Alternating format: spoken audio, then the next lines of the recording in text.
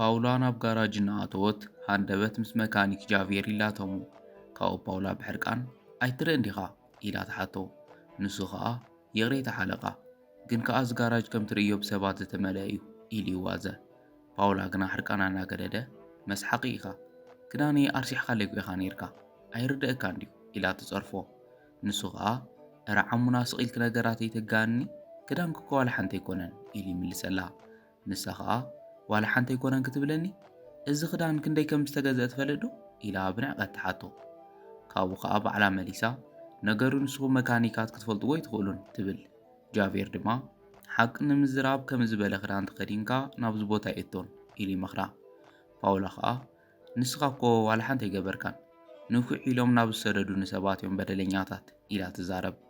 እቲ መካኒክ ግና ብሓቂ ናብ ዝሰደደኪ ሰብ ብዛዕባ መካይን ጽቡቕ እዩ ዝፈልጥ ኢሉ የባጭወላ። ንሳ ኸኣ ኣብዚ ዝሪኦም ዘለኹ ሰባት ግና ናይ ስራሕ ስነ ምግባር ዘይብሎም ስድታት እዮም ትብሎ።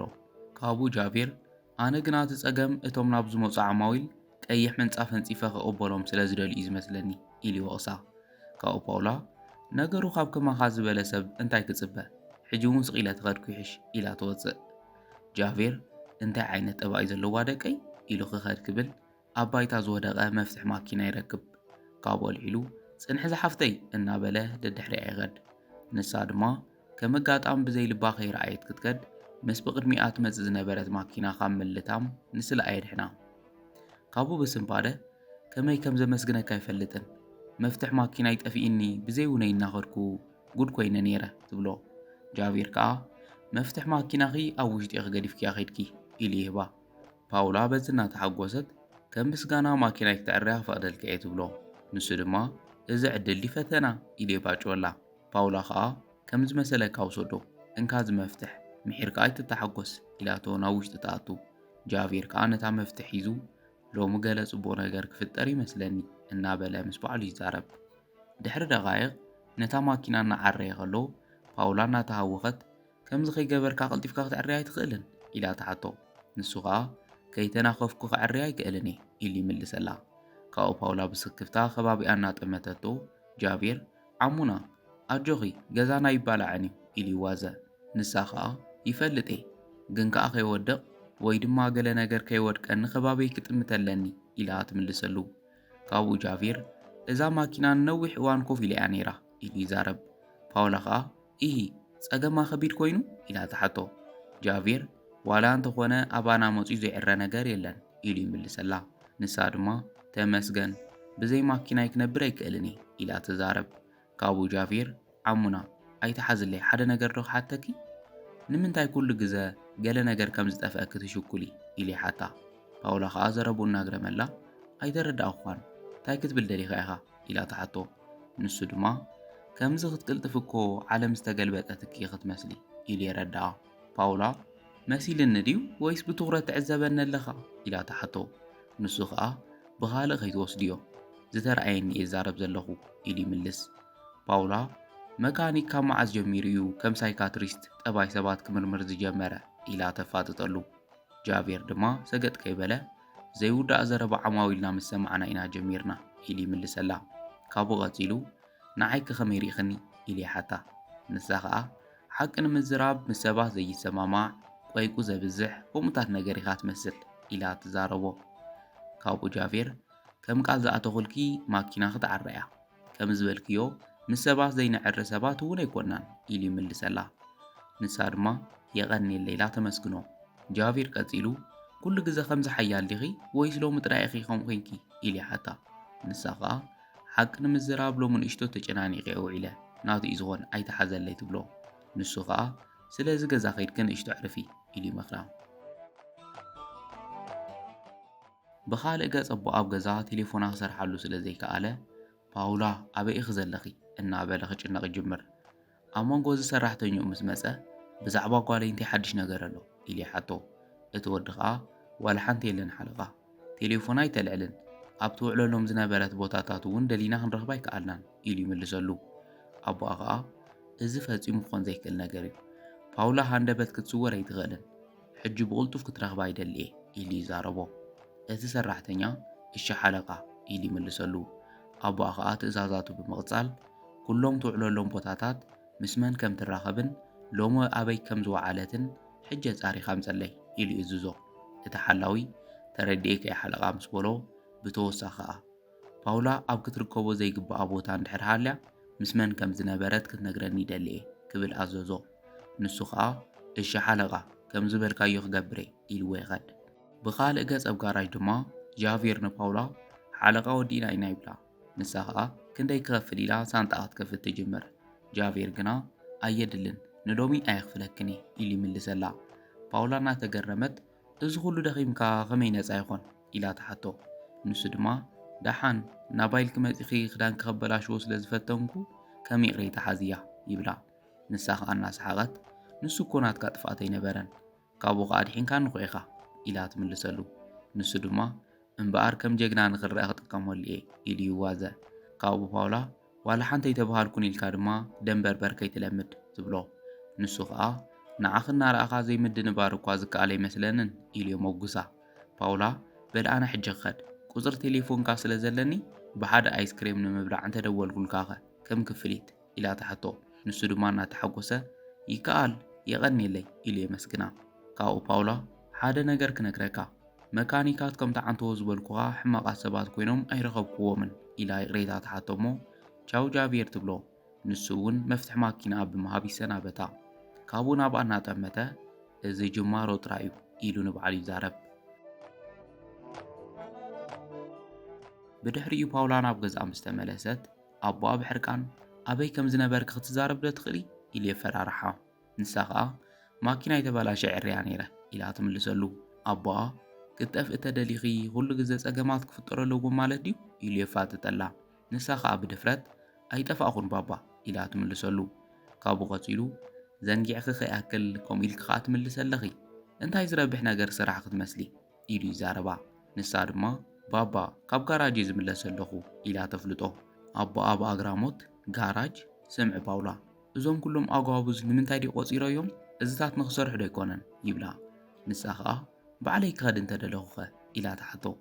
ንሱ ድማ እናሰሓቐ ረሲዐዮ ነፃነትኪ ኢሉ ክዋዘ ይጅምር። ካብኡ ኸኣ ስምዒ ፓውላ ኣብ ዘይምጥነኪ ቦታ ክትኣትው የብልክን ኢሉ ይመኽራ። ንሳ ድማ ባባ እቶም ዝምጥኑኒ ቦታታት ኣበየበዮም እስኪ ንገረኒ ኢላ ትምልሰሉ። ንሱ ኸኣ እቶም መሰላት ክዝኣትውዎ ቦታ ኢሉ ይምልሰላ። ካብኡ ፓውላ ብዘረባ ኣቦኣ እናሓረቐት ናትካ ዘረባ ኩሉ ግዜ ሓደ እዩ ኣይልወጥን ትብሎ። ንሱ ድማ ሓቂ ስለ ዝኾነ እዩ ዝመኽረኪ ዘለኹ ኢሉ ይምልሰላ። ካብኡ ዘረብኡ ቐፂሉ ስምዒ ፓውላ ንስኺ ካብ ዝተኸበሩ ስድራ ዝመጻኺ ሰብ ኢኺ ክቡር ስም ዓብ ትካልን ብሩህ መጻእን ኣለኪ ኢሉ ይመኽራ። ንሳ ኸኣ እናሓረቐት ብሩህ መጻኢ ንዓይ ወይስ ንዓኻ ኢላ ክትዛረብ ክትብል ኣቦኣ ኣቋሪፁ ከይትቕጽል እዮ ፓውላ ኢሉ ይቋየቓ። ንሳ ኸኣ እዚ ዘረባኻ እዚ የጽሊእኒ ዘሎ ባባ ኩሉ ነገረይ ክትቆጻጸር ኢኻ ትደሊ ናበይ ከም ዝኸድ እንታይ ከም ዝገብር ኩሉ ግዜ ተመሳሳሊ ኢላ ትዛረቦ። ንሱ ኸኣ ህይወት ክብላሽ ከይኮን ብጥንቃቄ ይዕብየኪ ተናኣሰ ምስ ዘይረብሑ ሰባት ኣይትኺዲ ኢሉ የጠንቅቓ። ፓውላ ድማ ባባ ህይወት ኩሉ ግዜ ምስ ገንዘብ ዝተኣሳሰረት ኣይኮነትን ካብ ህውከት ዝተመልኦ ሃብቲ ብሰላም ንምንባር ዝመርፁ ሰባት እውን ከም ዘለዎ ይትረስዕ ትብሎ።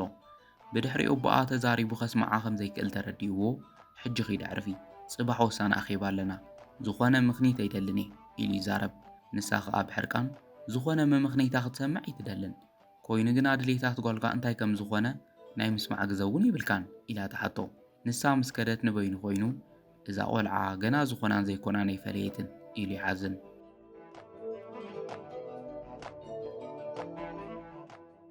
ብኻልእ ገጽ ጃቪር ብተመስጦ ናይ ፍቕሪ ዜማ እናደረፈ መሳርሕቱ ፍራንሲስ መጺያ ናይ ምንታይ ፍሽኽታ እዩ ዝኸ ኢላ ተሓቶ። ንሱ ኸኣ ስቒሉ ደርፊ እየ ዝደርፍ ዘለኹ ኢሉ የመኽኒ። ካብኡ ፍራንሲስ ኣይተሓሱ ጃቪር ኣነ ጽቡቕ ገይረ የፈልጠካ እየ ትብሎ። ጃቪር ከኣ ኣይተጋግኽን ሎሚ ፍልይቲ መዓልቲ እያ ነይራ ኢሉ ክዛረብ ይጅምር። ንሳ ኸኣ ዝገመተቶ ከይኮነና ፈርሐት እስከ እንታይ ይፈልያ ኢላ ተሓቶ። ንሱ ድማ እታ ጽብቕቲ ማኪና ሒዛ መጽያ ዝነበረት ጓል ኢሉ ይምልሰላ። ፍራንሲስ ድማ እታ ስቒላ ተማርር ጓል ኢላ ብሕማቕ ተልዕላ። ካብኡ ኸኣ እንታይ ሞ ንሳ ኢላ ተሓቶ። ንሱ ኸኣ ከም ትርአ ሕማቕ ሰብ ኣይኮነትን ኢሉ ይምልስ። ካብኡ ፍራንሲስ ጃቪር እቶም ሰባት ንሶም እኮ ምሳና ክጸንሑ ይደሉን ኢላ ትመኽሮ። ጃቪር ዘረባ ኣናግረመሉ ከመይ ከምኡ ክትብል ኽኢልቲ ኢልያ ሓታ ንሳ ኸኣ ሃፋትም ፍልይ ዝበለ ነገር ንምርኣይ እንትደልዩ ይቐርቡኻ ካብኡ ኸኣ ተመሊሶም ይኸዱ ኢላ ትመኽሮ ካብኡ ጃቪር ብኸመይ ከምኡ ትዛረብ ከም ዘላ እናገረሞ ፍራንሲስ ንምንታይ ከምኡ ትብል ከም ዘለኸ ይተረድአንን ከም መሓዛ እየ ዝርአየኪ ነይረ ኢሉ ይዛረባ ንሳ ድማ እወ መሓዛ ኸ ስለዚ እየ ኸኣ ዝዛረብ ዘለኹ ኢላቶ ትኸድ ንጽባሒቱ ፓውላን ጃቪርን ተራኺቦም ብሓደ ክዘናግዑ ይጅምሩ ካብኡ ጃቪር ፓውላ ኩሉ ግዜ ከምዚ ስቕ ባህሊ ዲኺ ወይ ሰብ ሓሳቢ ክትወሓይጥኪ ኢሉ ይሓታ ንሳ ኸኣ ሓቂ ንምዝራብ ሎም ብዙሕ ነገር እየ ዝሓስብ ዘለኹ ኢላ ትምልሰሉ ንሱ ኸኣ ብምምጻእ ክተጣዒስኪ ዲኺ ኢሉ ይሓታ ፓውላ ኣይተጣዓስኩን ካብ ዝለመድክዎ ዓለም ክወፅ ይደሊ እየ ኢላ ትምልሰሉ ጃቪር ከኣ ዓለም ከመይ ዝበለት እያ ኢሉ ይሓታ ንሳ ድማ ብደገ ክትረአ ከላ ዋላ ሓንቲ ጎደሎ ዘለዋ ኣይትመስልን ብሓቂ ግና ብሕግታትን ከተማልኦም ዘለካ ትእዛዛትን ዝተመልአት መጽሊት ኢላ ትምልሰሉ ጃቪር ከኣ ብግድኡ ናተይ ዓለም ኩሉ ግዜ ህድእ ዝበለት እያ ኣብ ገዛ እዚ ግበር ኢሉ ዝእዝዝ የብለይን ኣብ ስራሕ እውን ዝእዝዝ ሓለቓ የብለይን ኢሉ ይምልስ ፓውላ ድማ ኣቦይ ግና ኩሉ ነገር እዩ ዝመርጽ መጻእየይ ስርሐይ ኮታስ ኩሉ ነገረይ ከም ናቱ ባዕሉ እዩ ዝውስኖ ኢላ ትዛረብ ንሱ ኸኣ እናገረሞ ክትረኣይ ከለኺ ግና ሰብ ክእዝዘኪ ትደሊ ዓይነት ሰብ ኣይትመስልን ኢሉ ይሓታ ፓውላ ኩሉ ሰብ ኣየስተውዕለሉን እምበር ከምኡ እየ ኢላ ትምልሰሉ ጃቪር ናብራ እናሕዘኖ ከምዚ ኢልካስ ናብራ ኣይኮነን ኢሉ ይሓዝነላ ንሳ እውን ከም ዝበልካዮ ናብራ ኣይኮነን ከምኡ ስለ ዝኾነ እየ ድማ ናብዚ ብምምፀይ ሕጉስቲ ኮይነ ዘለኹ ኢላ ተመስግኖ ጃቪር ከኣ እናተሓጐሰ ከም ትርእዮ ዓለመይ ጽብቕቲ እያ ይብላ ንሳ ኸኣ እስካ ሕጂ ከምኡ እያ ትመስል ኣነ ግና ከም ዝረኣዮ ሓያል ኣይኮንኩን ኢላ ትዋዘ ጃቪር ከኣ ኣነ እውን ከም ዝረኣዮ ቀሊል ሰብ ከይመስለኪ ኢሉ ይምልሰላ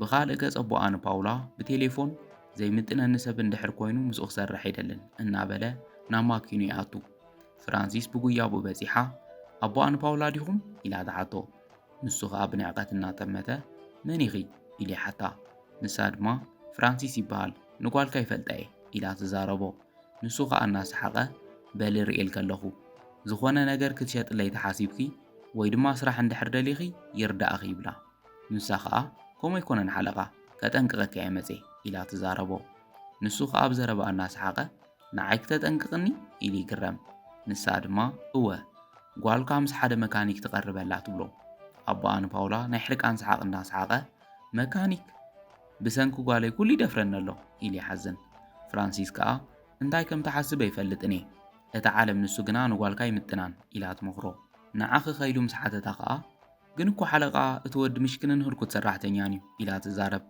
ኣቦኣ ንፓውላ ከኣ መሻኺን ሰባት ትካል ክመርሑ ኣይክእሉን እዮም ይብላ ፍራንሲስ እቲ ሓቂ ነጊርካ ክትመኽራ እየደልየ መጽ ትብሎ ካብኡ እቲ ሰብኣይ ጓለይ ምስ ዘይረብሑ ሰባት ክትቀርብ ፈጺሙ ኣይፈቅድን እስኺ ግን ንምንታይ እዚ ክትነግርኒ ደሊኺ ኢሉ ይሓታ ንሳ ኸኣ ምኽንያቱ ኣነ ይፍቅሮ እየ ኢላ ትምልሰሉ ንሱ ድማ ኣጆኺ እዚ ነገር ካብ ሎሚ ኣይሓልፍን እዩ ኢሉ ቃልያትወላ ካብኡ ፍራንሲስ የቐኒለይ ሓለቓ ምስ በለቶ ኣብ መጠረሽታ ሓደ ምኽሪ ክመኽረኪ ድሕሪ ሕጂ ናብ ዘይምጥነኪ ቦታ ኣይትኺዲ ኢሉ ይዛረባ ብድሕሪኡ ፓውላ ናብ ገዛ እናኣተወት ኣቦ ኣብ ሳሎን ጸኒሑ ኣበይ ነርኪ ኢሉ ይሓታ ንሳ ኸኣ ክንቀሳቐስ ወፂእ ነይረ ኢላ ትምልሰሉ ኣቦኣ ተስዩ ምስ መን ኢሉ ይሓታ ፓውላ ኸኣ ባባ ንሱ ንዓኻ ዝምልከት ነገር ኣይኮነን ትብሎ ንሱ ድማ ተቐቢሉ ምስ ዘይምጥነኪ ሰባት ኣብ ዘይምጥነኪ ቦታ እንድሕር ተራእኺ ግና ይግድሸኒ እዩ ኢሉ ይዛረባ ካብኡ ፓውላ እንታይ ይብል ከም ዘሎ ጨኒቕዋ ኣይተረድኣንን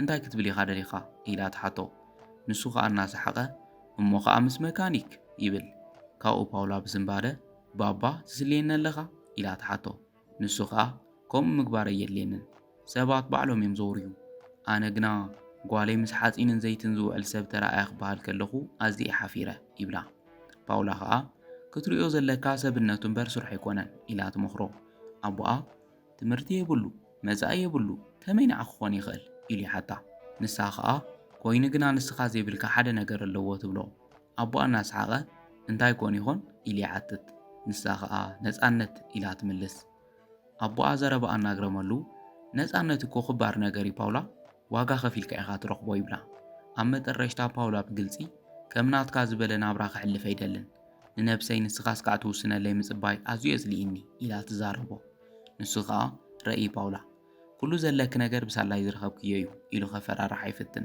ንሳ ኸኣ እወ እዚ ኩሉ ኮይኑ ግና ዝሰኣንክዎ ነገር እውን ብሰንኪኻ እዩ ኢላ ትዛረቦ። ካብኡ ቦኣ ሓደ ነገር ግልፂ ክገብረልክ ፓውላ እቲ ምስቲ መካኒክ ዘለክ ርክብ ካብ ሎሚ ጀሚሩ ከብቅዕ ኣለዎ ኢሉ ይእዝዛ። ንሳ ግና ብፍጹም ኣይኾንን ትብል። ካብኡ ቐፂሉ ሕጂ ኺድ ዕረፊ ጽባሕ ሕዲ ኢልና ክንዕልለሉ ኢና ይብላ። ንሳ ኸኣ መዓዝ እሞ ፍልይ ዝበለ ነገር ተዛሪብካ ትፈልጥ? ኩሉ ዘረባኻ ሓደ እዩ ኩሉ ግዜ ንጓልካ ክትሰምዕ ኣይትደልን ኢላ ትወቕሶ። ንሱ ኸኣ ብሕርቃን ፓውላ ምስ ዘይምጥኑኽ ሰባት ክትቀርበ ይደልን እየ ኢሉ ይዛረብ። ፓውላ ምስ ብኽያት እናተቓለሰት ኩሉ ግዜ ጸገምካ ንሱ እዩ ኣነ ግና ኸማኻ ክኾነ ይደልን ኢላቶ ንምኻድ ትብገስ። ንሳ ምስ ከደተ ቦኣ ንበይኑ ከምዚ ኢሉማ ፍጹም ኣይቅጽልን ኢሉ ይሕነ። ንጽባሒቱ ፓውል ኣብ ስራሕ ከሎ ፍራንሲስ መጽያ ጃቬር ሓንሳእ ክዛረበካ ደልየ ነይረ ትብሎ። ንሱ ኸኣ ስራሕ ጠጠው ኣቢሉ ሕራይ ንገርኒ እንታይ እዩ ኢሉ ይሓታ። ፍራንሲስ ክትበክ እናበለት ጃቬር ትማለ ፓርክ ብሓደ ርኢኩም እየ ትብሎ።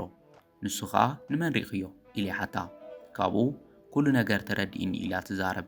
ጃቬር ፍራንሲስ ኢሉ ዘረብኡ ከይወድአ ሃፍታምን ፍልይትን እንተኾነት ንዓይ እትወንን እዩ ኣነ ዘሕዝነኒ ንዓይ ሪኢኻሉ ብዘይትፈልጥ ዓይኒ ንዓኣ ምርኣይካ እዩ። ኣነ እኮ ኩሉ ግዜ ምሳኻ እየ ነይረ ስራሕ ኣብ ዘይብልካ ሰዓት ጋራዥካ ጥራዩ ዝነበረሉ ሰዓት ኩሉ ሰብ ኣባኻ እምነት እንትዝእን ኣነ እየ ብጎንኻ ነይረ ጃቬር። ሕጂ ግና ትማሊ ምስ ተላለኻያ ጓል ፍቕሪ ሒዝካ ኮይኑ ግና ንሳ ኣብ ዝኾነ ሰዓት ገዲፋትካ ከም ትኸደ ይጠርጠርካን ትብሎ። ንሱ ድማ እናገረሞ ፍራንሲስ ክወድኣ ክፈጺመ ይሓሰብኩን ኢሉ ይዛረብ። ንሳ ድማ ይፈልጥ እየ ግን ከኣ ካብ ልቢ እየ ዘፍቅረካ ኢላ ትዛረቦ። ጃቬር ኣነ እውን እኮ የፍቅረኪ እየ ግን ከኣ በቲ ንስኺ ዝሓሰብክዮ መገዲ ኣይኮነን ይብላ። ንሳ ድማ ይፈልጥ እየ ሓደ ነገር ቃል እተወለይ ትብሎ። እንታይ ምስ በላ ንሳ ዓለምካ ፈጺማ ኣይትርዳእን ስለዚ ንስኻ ከምዘይትጉዳእ ቃል እተወለይ ኢላ ትሓቶ። ንሱ ድማ ፍራንሲስ ንሳ ከም ተሓስብያ ሰብ ኣይኮነትን ትፍለያ ኢሉ ይዛረባ። ንሳ ግና ንሱ እቲ ስኻ ተሓስቦ እዩ ናትካ ናታን ዓለማት ግና ፈጺመን ብሓደ ክኾና ኣይክእላን እዚ ርክብ ከጥፍአካ እዩ ኢላ ጠንቂቓቶ ትኸድ። ብኻልእ ገጸ ብንዳ ፓውላ ሰራሕተኛኦም ናብ ኣቦኣ ብምኻድ ሓለቓ ፀዊዕኻኒ ዲኻ ኢሉ ይሓቶ። ንሱ ኸኣ እወ ሓደ ነገር ክትሰርሓለይ ይደሊ እየ ኢሉ ይዛረቦ። እንታይ ዓይነት ስራሕ ኢሉ ምስ ሓተቶ ቴሌፎን ወፂኡ እዚ ወዲ ኢሉ ስእሊ የርእዮ። እቲ ሰራሕተኛ ኸኣ ይፈልጦ እየ እቲ መካኒክ ደይኮነን ኢሉ ይምልሰሉ። ኣቦ ፓውላ ድማ እወ ኣብ ጥቓ ጓለይ ንኸይቀርብ ከጠንቅቆ ይደሊ እየ ኢሉ ይዛረቦ። እቲ ሰራሕተኛ ከፈራርሖ ዲኻ ደሊኻ ኢሉ ይሓቶ።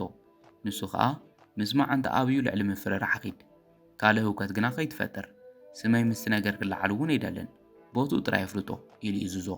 እቲ ወዲ ኸኣ ቅሰን ሓለቓ ኢልዎ ይኸድ። ብድሕሪኡ ብቐጥታ ናብ ገዝኡ ብምኻድ ጃቬር ንስኻ ዲኻ ኢሉ ይሓቶ። ንሱ ኸኣ እወ እንታይ ክእዘዝ ኢሉ ይምልሰሉ። እቲ ወዲ ድማ ሰባት እዮም ንፉዕ ኢሎም ሰዲዶምኒ ይብሎ። ጃቬር የቐኒለይ ሓለቓ ሕጂ እንታይ ክሕግዘካ ኢሉ ምስ ሓተቶ ማኪናይ ንእሽቶ ጸገም ገጢምዋ ነይሩ ኣብ ፓርክ እያ ዘላ ክትርእየለይ ትኽእል ዶ ኢሉ ይሓቶ። ንሱ ድማ ይከኣል እዩ እንታይኣ ኾይና ኢሉ ይሓትት። እቲ ኣቦኣ ንፓውላ ዝለኣኾ ሰብ ድማ ከምተ ብድሕሪትካ ዘላ ማኪና እያ ኣብኡ ጠጠው ኢላ ምንቅስቓስ ስለ ዝኣበየትኒ ከምፂ ኣይከኣልኩን ኢሉ ይዛረብ። ንሱ ኸኣ ጽቡቕ መሳርሒ ከምጽሞ ብሓደ ንኸድ ኢሉ ወቕሑ ከልዕል ይጅምር። ኮይኑ ግና እቲ ክፉእ ሓሲቡ ዝመጸ ወዲ ብድሕሪቱ ሞዶሻ ኣልዒሉ ርእሱ ይውዖ። ብዙሕ ከይጸንሐ ሓለቑ ደው ኢሉ ወዲቕኻ ዶ ኢሉ ይሓቶ። ካብኡ ቐፂሉ እናተሓጐሰ ጽቡቕ ሕጂ ካልእ ጸገም ኣይደልን ሰብ ሪኢካ ድዩ ኢሉ ይሓቶ። ብድሕሪኡ እቲ መልእኽቲ ክርድኦ ይደሊ እየ ኣሲርካ ናብ መኻዚኖ ሒዝካ ይሕለፍ ኢሉ ይእዝዝ። ከምኡ ዝበሉ ሰባት በዚ ተዘይኮይኑ ሰብ ተዛሪብዎም ኣይሰምዑን ኢሉ ምኻድ ይጅምር። ኮይኑ ግና እዚ ኩሉ እናዕለለ ጓሉ ኣብ ድሕሪት ኮይና ትሰምዖ ከም ዘላ ፍጹም ኣይጠርጠረን። ንሱ ምስ ከደ ፓውላ ባባ እንታይ ኢኻ ጌርካ እናበለት ክትበክ ትጅምር። ካብኡ ቐፂላ ንጃቬር ሕጂ ክበጽሐሉ ኣለኒ ኢላ ብጉያ ትኸድ። ብድሕሪኦ ቦኣ ንጃቬር ናብ ዝኣሰረሉ ቦታ ኸይዱ ናብ ከመይ ዝበለ ጸገም ከም ዝኣተኻ ኣይተፈለጠካን ኢሉ የፈራርሖ። ንሱ ኸኣ ኣነ ንዝኾነ ሰብ ገዲድ ኣይፈልጥን ኢሉ ይምልስ። ኣቦኣ ግና ንሱ ሕጂ ትርጉም የብሉን ከማኻ ዝበሉ ሰባት ናይ ምውሳን ስልጣን የብሎምን ይብሎ። ንሱ ኸኣ ብድፍረት ኣነ ከማኻ ዋጋይ ንምውሳኽ ገንዘበ የድልየንን ኢሉ ይምልሰሉ። ንሱ ኸኣ እናሰሓቐ ንሱ ድኻታት ኩላኹም ተኣምንዎ ሓሶት እዩ ኮይኑ ግና እቲ ሓቂ ኣበይ ከም ትህልውን እንታይ ከም ትኾኑ ንውስን ንሕና ኢና ኩሉ ነገር ሎሚ ኸብቅዕ እዩ ኢሉ ይዛረቦ። ኣብ መንጎ እዚ ግና ፓውላ ኣይኾንን እናበለት ተኣቱ ኣቦኣ ብምምጽኣ ሰንቢዱ ፓውላ ኣብዚ እንታይ ትገብር ኣለኺ ኢሉ ይሓታ ንሳ ከዓ ተኣሲሩ ዝነበረ ኢድ ጃቪር ፈቲሓ ንስኻ ዝኣዘዝካን ነገር ይገብር ኢላ ትመልሰሉ ካብ ኣቦኣ ነገራት ኣይተጋንኒ ንዕልል ኢና እኮ ዘለና ኢሉ ይዛረባ ንሳ ከዓ ባባ ተፈራርሑ ኢኻ ዘለኻ ኢላ ተሓቂ ትዛረቦ ካብ ኣቦኣ ፓውላ ነዚ ወዲ እዚ ሎሚ ግደፍዮ ንዓኸ ይኾንን ኢሉ ይመኽራ ፓውላ ድማ ፈጺመ ይገድፎን ኢላ ብትብዓት ትዛረብ ካብ ኣቦኣ ፓውላ ሓደ ነገር ግልጽ ክገብረልኪ ካብዛ ገዛ ሕጂ ተወፂኺ ደጊምኪ ከይትምለሲ ኢሉ የፈራርሓ ንሳ ድማ ከም ኣብ ጋባያ ዝተዓጽወ ትዑፍ ካብ ዝነብር ድኻ ምዃን ይሕሸኒ ምሳኻ ቤት ማእሰርቲ እምበር ገዛ ሃሊና ኣይፈልጥን ኢላ ትዛረቦ ኣቦኣ ብሕርቃን ፓውላ ኸጣዓሰኪ ይብላ ንሳ ከዓ ኣይግድሸንን እንተኾነ እውን ናተይ ጸገም ይኽኾን ኢላ እናጐተተት ትወስዶ ናብ ደገ ምስ ወጹ ጃቪር ፍቕረይ ትገብርዮ ዘለኽ ነገር ርግጸኛ ዲኺ ኢሉ ይሓታ ንሳ ድማ ገዝኡ ትካሉን ውርሱን ኩሉ ነገር ገዲፈሉ ይኸድ ኣለኹ ኢላ ትምልሰሉ ጃቪር ንዓይልክ ክትጽገመ ይደልኒ ኢሉ ይዛረባ ንሳ ድማ ክገብረለኒ ንፈለማ ግዘ ባዕለይ ይውስን ኣለኹ ናይ ነዊሕ ዓመታት ትንቢተ እዩ ነይሩ ኢላ ብታሕጓስ ትዛረብ ጃቪር ኣነ ኸማኻ ሃብትን ውርስን የብለይን ይብላ ንሳ ከዓ ንሕና ግን ኣለና ካብ ባዶ ክንጅምር ንኽእል ኢና ኢላ ተጸናንዖ ጃቪር እናተጨነቐ ጽባሕ እንታይ ከም ዝፍጠር እኮ ይፈልጥን ይብል ንሳ ድማ ኣነ እውን ኣይፈልጥን ኣነ ንስኻን ብሓደ ከም ዘለና ግና ርግጸኛ እየ ኢላቶ ተተሓሒዞም ይኸዱ